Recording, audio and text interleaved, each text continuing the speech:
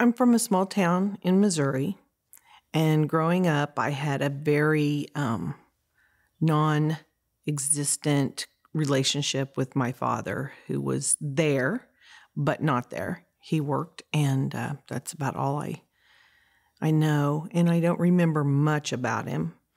My mother, I believe, probably suffered from depression. She slept a lot and was not real engaged with me. As a child, I really don't remember a lot. I know there was a lot of confusion, and I didn't understand a lot of things. And when my parents did split up and my stepfather came into the picture, things just multiplied 100 times. And there was abuse. And through that abuse, I began running away to escape the abuse. And the abuse seemed to totally be towards me. I didn't know who to turn to. And I did turn to some family on his side, on my stepfather's side of the family at one point, and they just delivered me back to the family. And so every time I would run away from this abusive environment, I would be taken back to that abusive environment.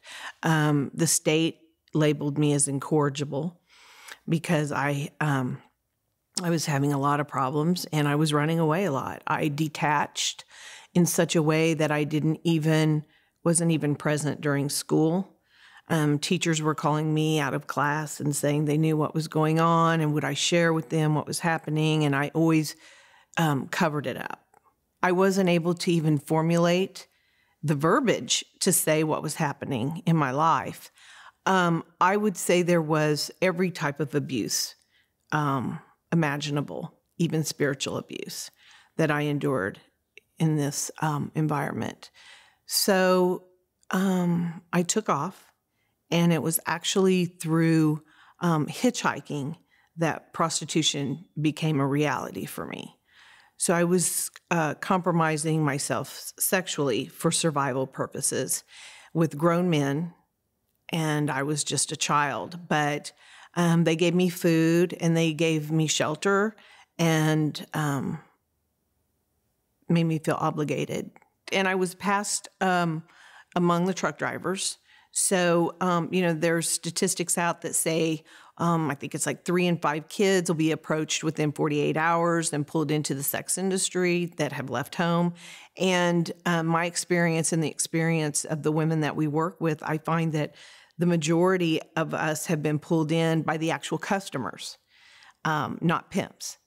I ended up in Denver, Colorado, where I did end up with a pimp, but I was being taken advantage of by so many men that this pimp actually gave me information that was very useful to me in the life that I was really forced into having simply because it was the only way I could survive. And it's kind of like going to prison and you're among all these predators. So out on the street, I'm a kid, I'm around all these predators, be it those that want to exploit me for money and those that want to exploit me for sex.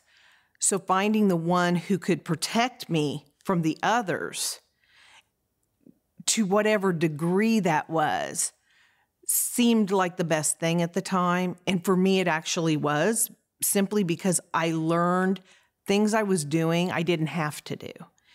And so it gave me a little bit more knowledge about the street life, really not understanding life at all, wanting to get to the other side, but not knowing how to get over to the other side, being out on the streets in different cities, watching women drive by me and thinking, how do I get there?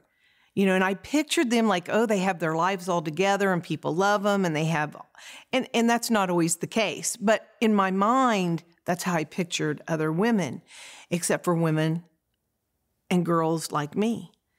And so I was fortunate because in the 3rd grade, a neighbor had taken me to church, and she's passed away since then. But and I heard about Christ, And that's when I accepted Christ. And I was in the 3rd grade, and I went home, and I remember all week long just skipping home from school, and Jesus had died for me, and it was so awesome, and so I was so excited, and I shared with my family, and I wasn't raised in this Christian environment, so it wasn't like nurtured, but through all of these dark years that I was through, that's who I talked to continually. And so I was in different places around the country, and I've endured a lot of trauma, not only the trauma in my childhood, but trauma from the life, from different Johns, which are customers, from different pimps. So I've endured a lot of physical abuse and a lot of mental and emotional abuse. And as I mentioned, the spiritual abuse that I endured as well in my home, and then sexual abuse. And I feel that prostitution in and of itself is violence against women and children, and that it is it's paid rape. And really being able to heal and to understand what I experienced is quite overwhelming. I found that my value came in my body, that I had no other value. And I believed that for many, many years. And I still struggle from the child abuse because of lack of relationship with family. And so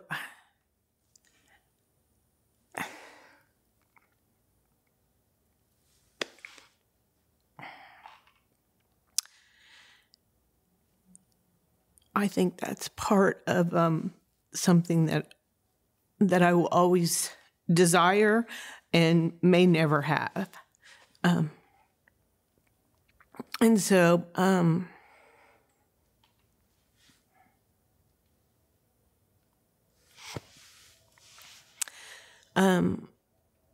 I always wanted love, and I found that love, and I can talk about that later, I guess, because it's more of my story later on with my son. But I do feel that child abuse is so damaging.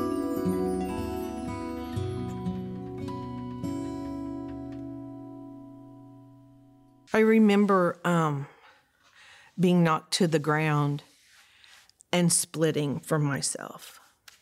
And that moment, I knew I was different, and I was going to do whatever I had to get away. And that skill of detaching from myself became a very useful skill in prostitution. I would completely detach and be like an observer of what was happening. And I couldn't feel anymore. And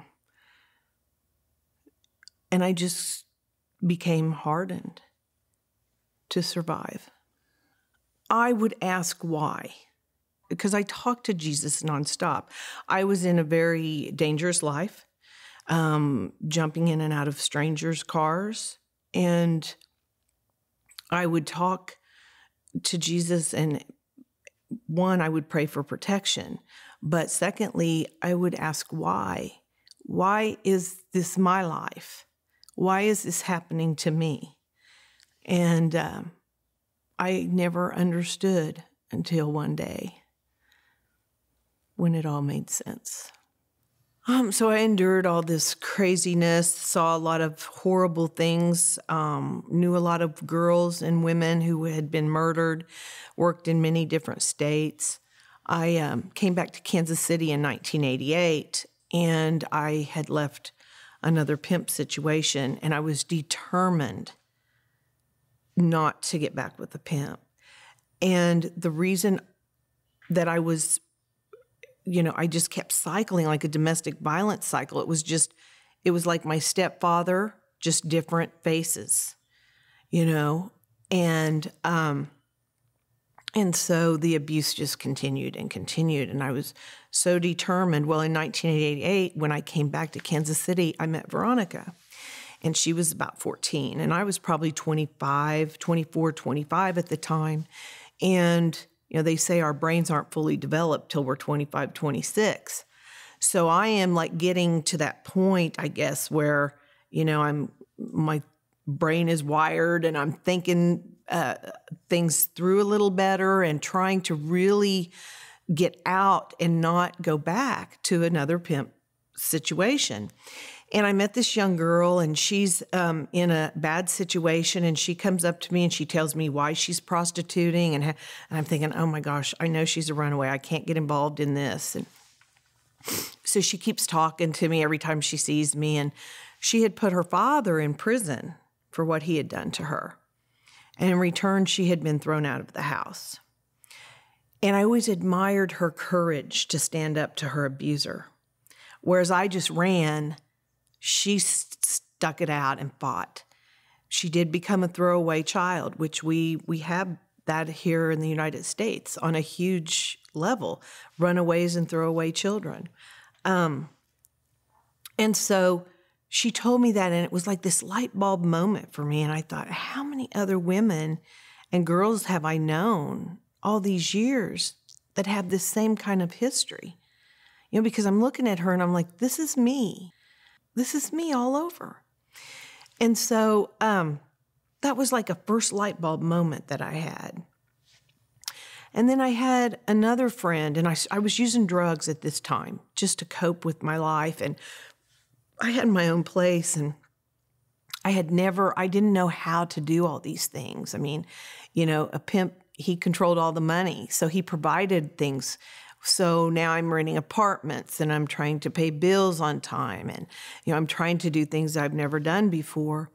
And I can just remember I would lay on my couch and moan in agony and pray that God would not let me wake up, because I just wanted to die. If there was nothing else for me, if all I was created to do was be a whore, I just wanted to die. And I would wake up and I would be like, I can't believe I'm still here, And so it was painful, because I was taking my thought, and my thoughts were like all jumbled, like a ball of yarn, and just knotted. And so I was taking each piece of my thinking and I was looking at it, and I was saying, what is true in this and what is false in this? And I was trying to figure out the truth. And it was painful because I had no one to process this with. I was so lonely. And Veronica was so young, and I didn't want to put my problems onto her. And so I would work, and I would pay my rent up for like 3 months, and I would just stay hidden away in my apartment. And, I bought this picture. I still have. It's not a picture. It's words. And it says, within every setback is a built-in opportunity for a comeback. And words can be very powerful. And I had lost everything. I had nothing. And I'm not talking about just materially. I had an apartment. I had some things, but I'm talking about everything. I didn't have anyone, nothing. And so I would read this, and it would strengthen me.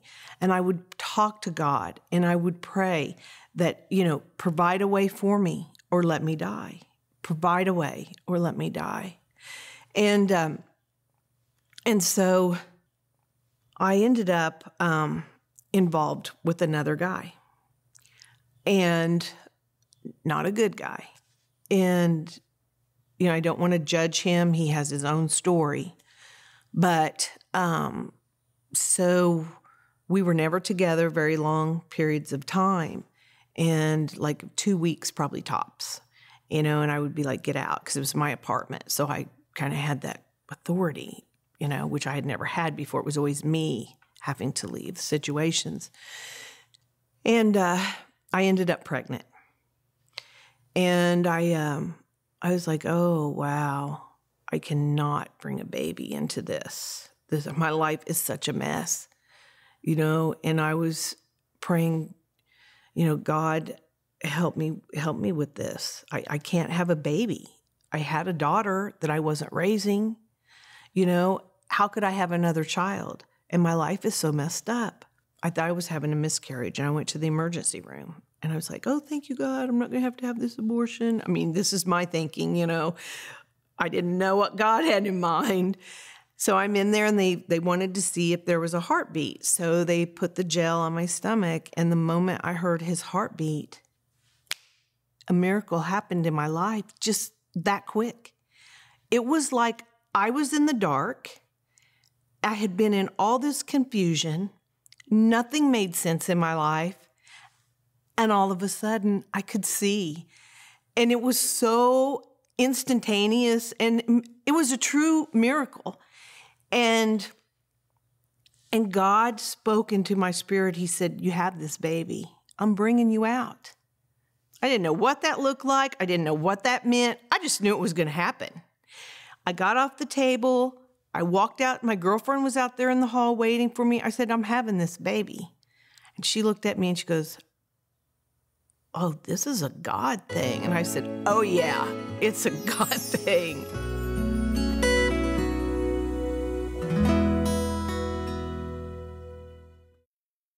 I quit using drugs. I'm 20 years clean. My son's 19, never been to drug treatment. God just took it away from me.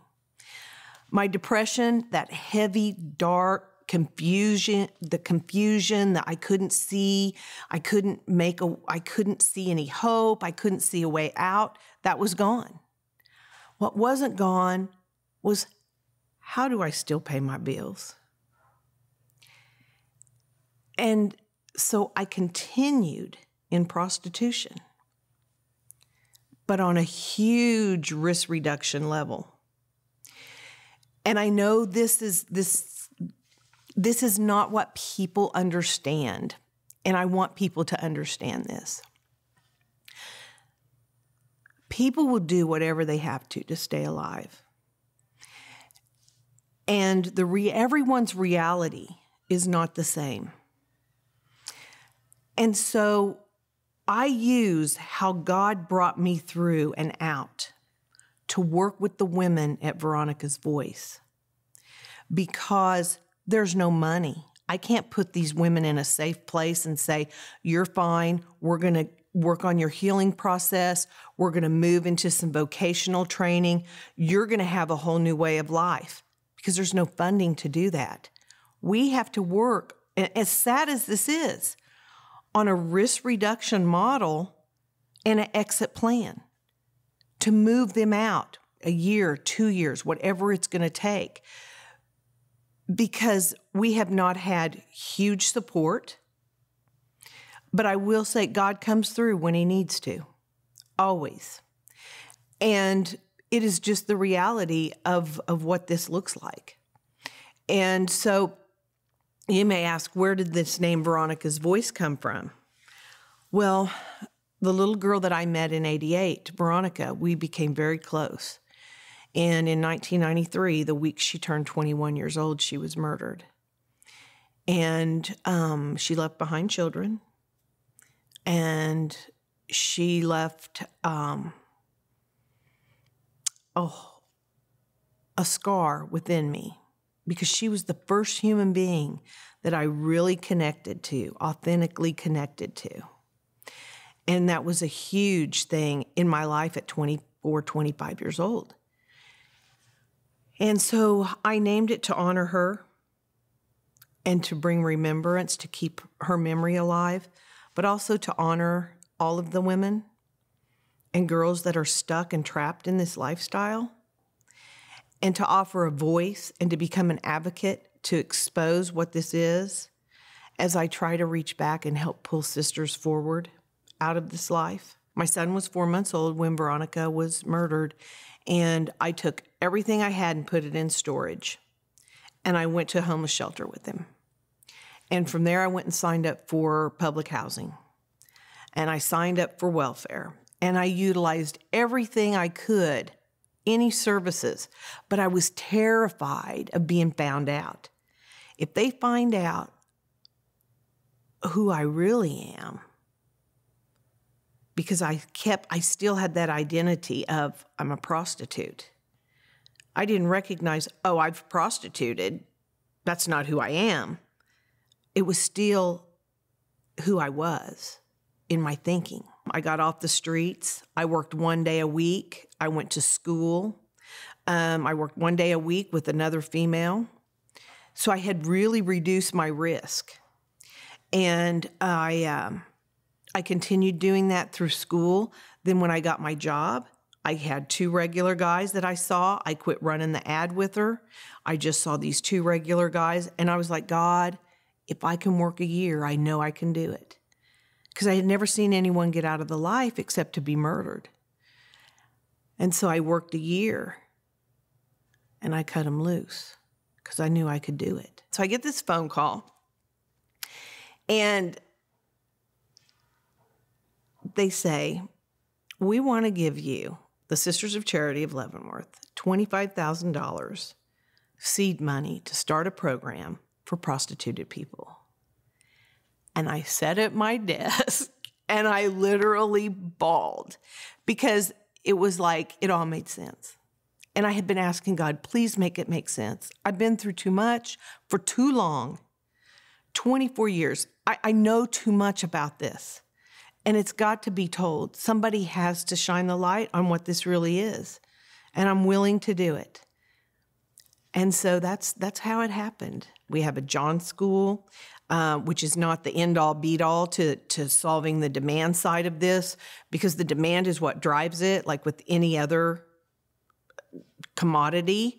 I hate to use that word when we're talking about human beings, but and so we do that. We provide services to the women and girls, and we have a partner, Ozen Pathways, that we partner with that they provide services as well and house the youth. And then we provide all our adult services. So we have a safe center where the women come, and they get focus groups there. We take them to different activities in the community, different type of events where they can get spiritually fed. And these are type of things that are optional. We do peer counseling, and we offer peer support. We work on a risk reduction model, like I said earlier. So we do risk reduction and exit planning. So, we ask, and we look at the whole industry. It doesn't matter if it's a girl from the strip club, if it's a boy hustling up at the Liberty Memorial, a transgender, a woman, a girl. If they are being commercially sexually exploited in any way, we will work with them. I want you to know that you are loved, and you are so much more than what society says you are. If you're in prostitution, you're not a prostitute. You're doing what you have to survive. You may be trapped in a pimp-controlled type of situation. You may be calling out to God. You may know God. You may feel abandoned. And just don't give up hope.